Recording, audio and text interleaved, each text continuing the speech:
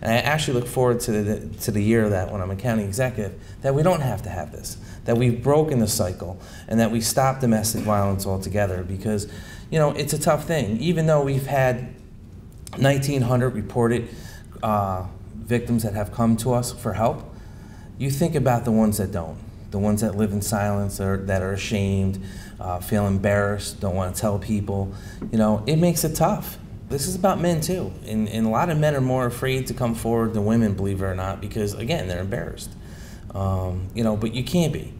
The help's there for you, and we have to continue to get the word out in the community, not just in the month of October, not 6 months ago back in March, but we need to do it 365 days a year to let people know that there's an alternative. And especially for children that see this, that they have to speak up. But think of how many friends you have, girlfriends or boyfriends or friends, that you see something going on, or you're at the dinner table and you see a way, you know, one of your friends' boyfriends talks to her. You have to speak up. Because it might not be, you know, it's not all physical, and that's what people think, well, he's not hitting her. Well, really, he might as well, because he's just beating her up with her words all the time and making her feel like she's not important, or she doesn't exist, or she's stupid. You know, these are things I've seen. I've been out at different social events, and I see it. I sometimes see a way someone snaps at somebody, and they just go right at them, and then they're afraid to speak. I can give you a lot of statistics. I think you know the statistics. I think they're frightening, and that's just what we do know. And as Dan alluded to, there are so many people that don't come forward, that live in fear, that raise their children in these environments, and then they raise their children, and then so on. Because we've been doing this work for a long time. It's exciting work, though, because we have wonderful, wonderful programs and wonderful partnerships, and we're making a difference, I believe.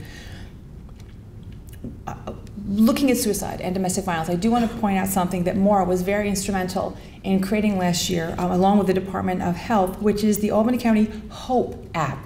HOPE stands for Help, Options, Prevention, and Education. And it's a mobile app that can provide information and resources for people in crisis or their loved ones. The Albany County HOPE app provides real-time information that can be accessed at any time from any place. The app was designed, and it offers information for adolescents, teens, veterans, and adults, and general information on warning signs, what to say when someone who may be suicidal, and resources that are available to them.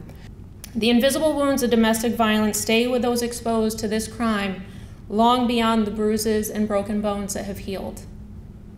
The mental wounds that are inflicted by each degrading word, by living every day like they're walking on eggshells, and by watching yourself become someone you no longer recognize, are not so easily healed. The victims themselves may not even know that these wounds exist until they overwhelm them, and at these times, they may not know what to do. Children that are exposed to intimate partner violence may develop a wide range of problems, included but not limited to social skill deficits, emotional and psychological problems, poor grades in school, and an increase in aggressive behaviors.